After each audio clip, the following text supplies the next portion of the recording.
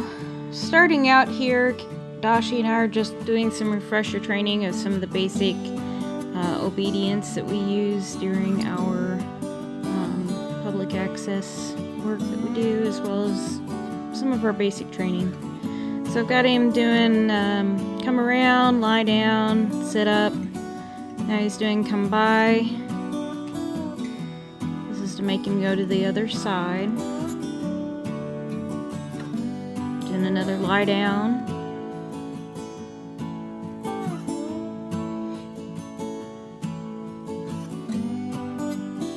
Trying to get him to sit up. There we go.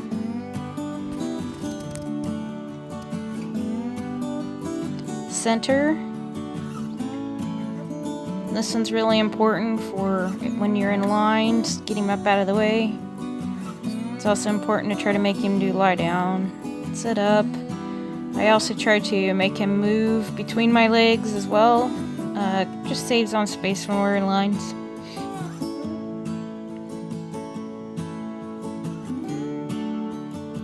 So we're still working on some of the movement. That one was move forward. The idea is to get him to stay more centered under my legs, more like this. Not to move back, to try to stay under until I tell him to move out. Now we're backing up between the legs.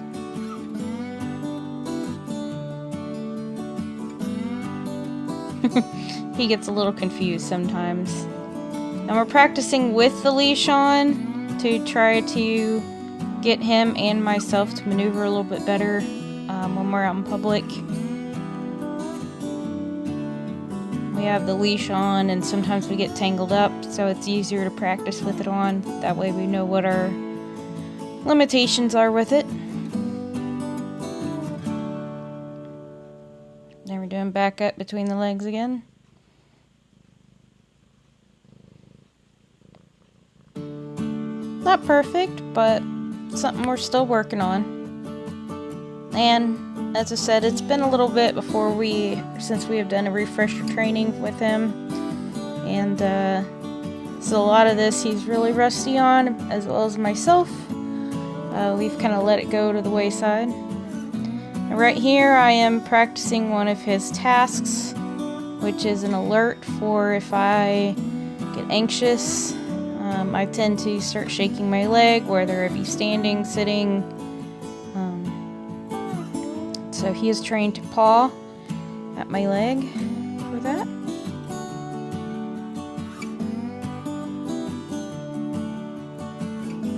And I'm working on getting him to back up.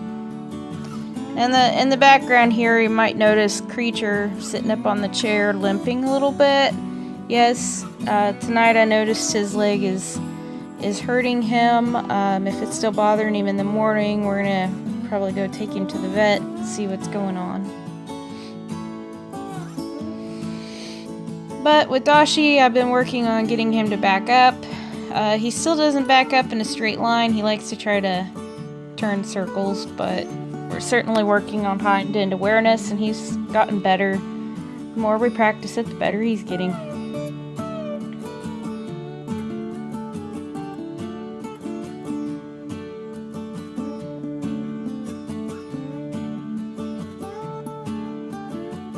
Practicing the come around.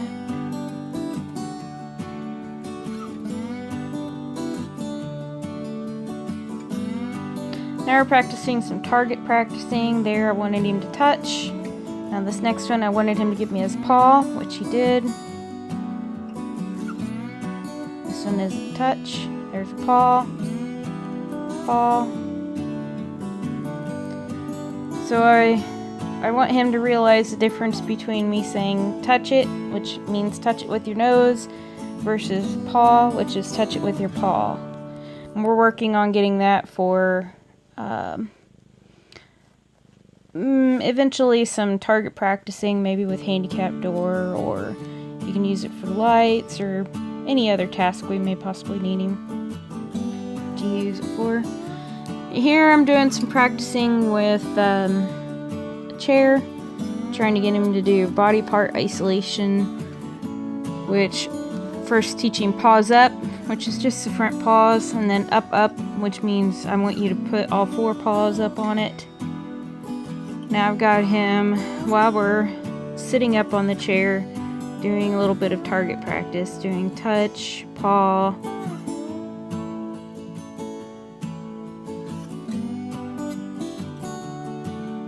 It's kind of getting him to focus that to do the commands no matter where he's at.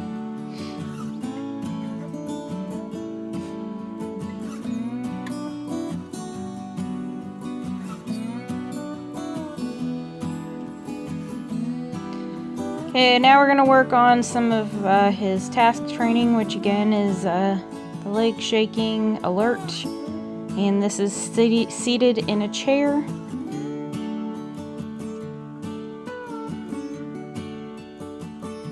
I'm telling him to do pressure, which is his lowest mitigation form that he has in a seated. I don't get a whole lot of benefit from it other than it does kind of help if I'm starting to get a little bit nervous. It does help to have him get up on the leg. He'll also put himself up on my leg instead of paw if he feels like he needs to mitigate my anxiety.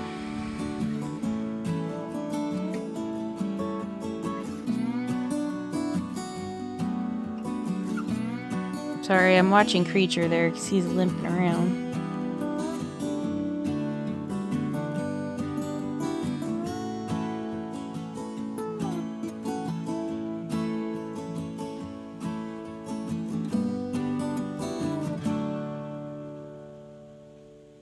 That was supposed to be a paw.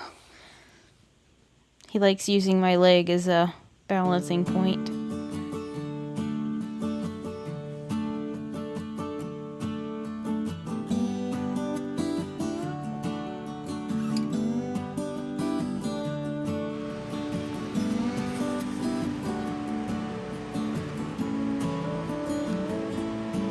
Practicing paws up and off. And again, these practices are just part of body part isolation to get him to realize the difference between just putting your front paws and jumping up.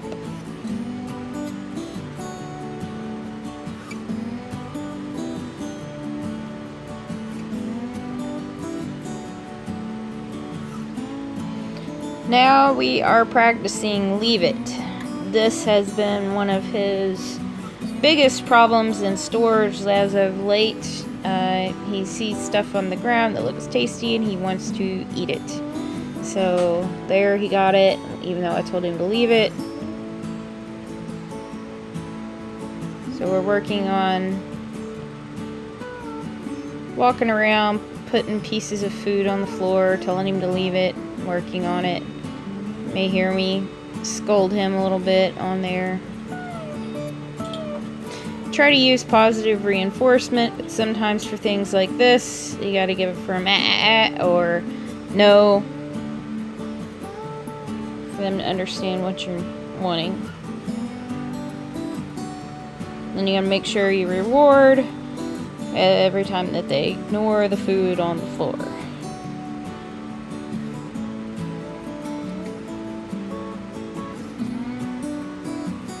Nothing more embarrassing than being out in a public setting and your dog eats table scraps or cat food or any sort of anything. Could be even something hazardous up off the floor.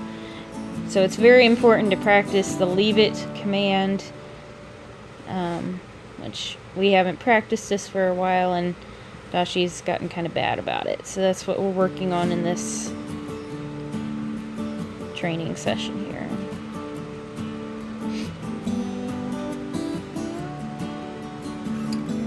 There, he was trying to get it again. I put my foot over it, told him no.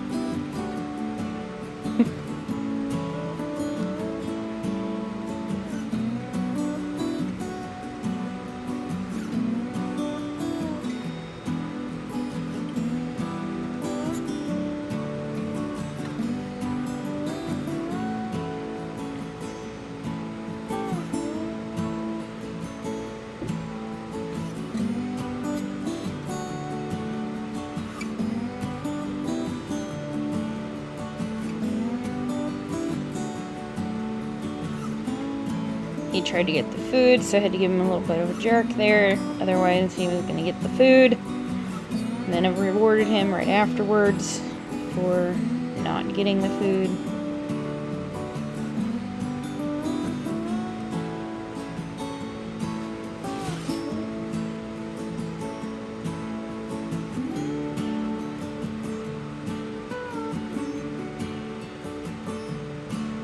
Again, trying to go for the food, have to tell him leave it, reward him for ignoring the food.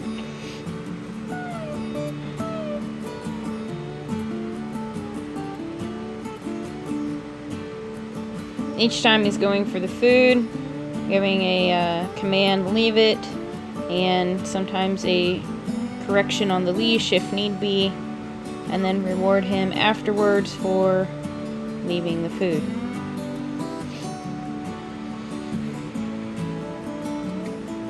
Each time as we're going by the food, you can see he's starting to ignore it a little bit more each time.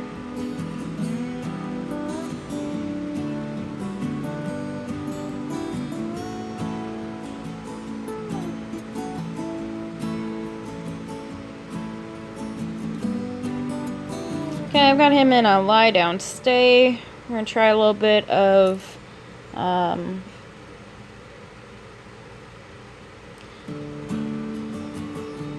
task training here. This is deliberate disobedience. So I've got him in a lie down stay, but I want him to be able to determine that if I am starting to have an anxiety attack, it is okay for him to break that lie down stay. Oh, there's Arrow. See, shaking the leg. I didn't actually give him a deliberate okay, but the leg shaking was one of the signs that you can break that lie down stay. I'm having him give me pressure.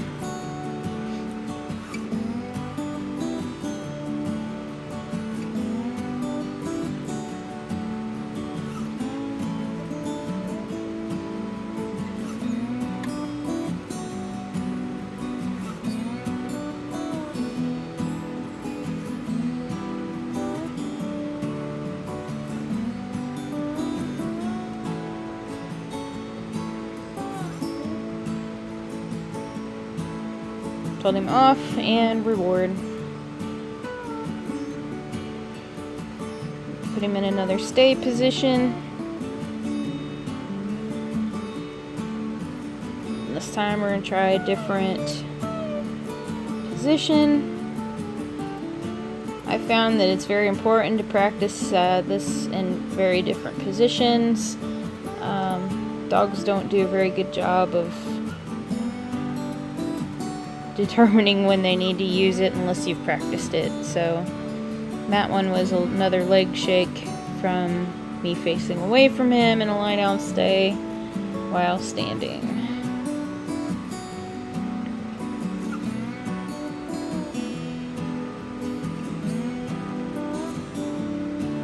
Right now he's in a sit stay, and I will start simulating some hyperventilating with a panic attack. This is all practice. And he comes over. He actually pawed an alert, and he does a pressure.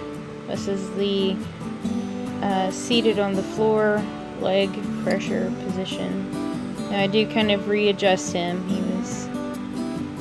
But the point of the matter is that he sensed that the increased rate of breathing was a sign for him to come over and alert me and give pressure. I'm just letting him stay there for a bit. A lot of times when we are actually doing these for real, he will be in the deep pressure therapy position for anywhere between 20 to 45 minutes. Sometimes he's had to be there for an hour. So I try to make sure that we practice longer periods of time as well.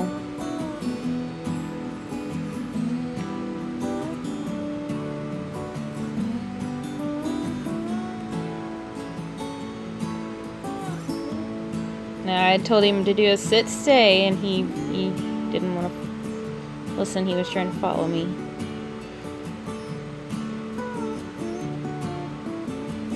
Another sit stay.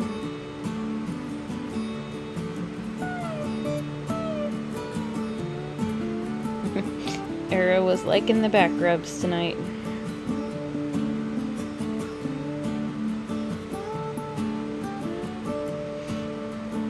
Now we're going to practice the alert with the increased rate of breathing, leg shaking, and this time it was taking Dashi a little bit to catch on to do the alert, but eventually he does alert.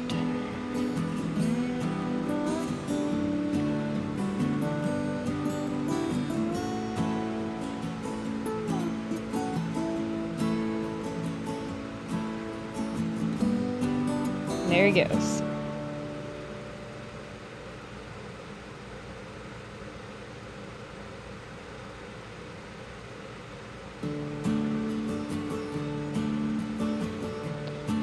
Now this last little bit that we're going to be doing here with the chair, this is something new that we're working on. He knows under for going under a table, but going under a chair is a whole different matter. So here we've been practicing, this is his very first time practicing going under this chair. So very important to get him to go under chairs as much as possible, to try to stay up out of the way when we're in public settings. A lot of times I'll just get him to lay down right under my feet or right next to the chair if the chair doesn't have a spot for him to go under. But it's good practice for us to be teaching him to go under the chair as well. As you can see, he's a little awkward.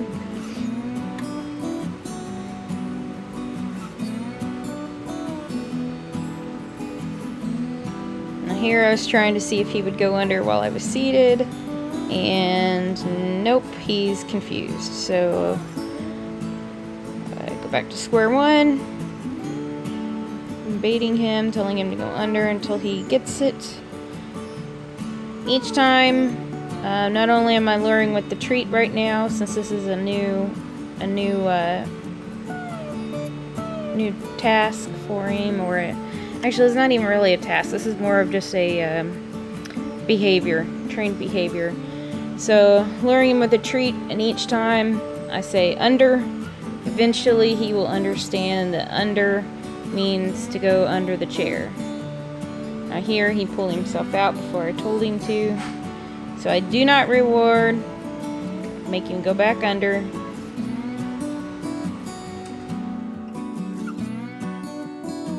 He's having a little bit of difficulty deciding, oh, I can't go between your legs.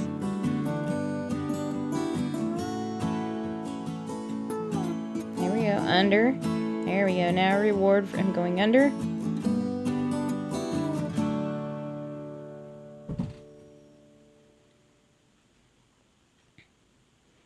Also giving some treats to build up the reward system that staying under the chair is a desirable position for him.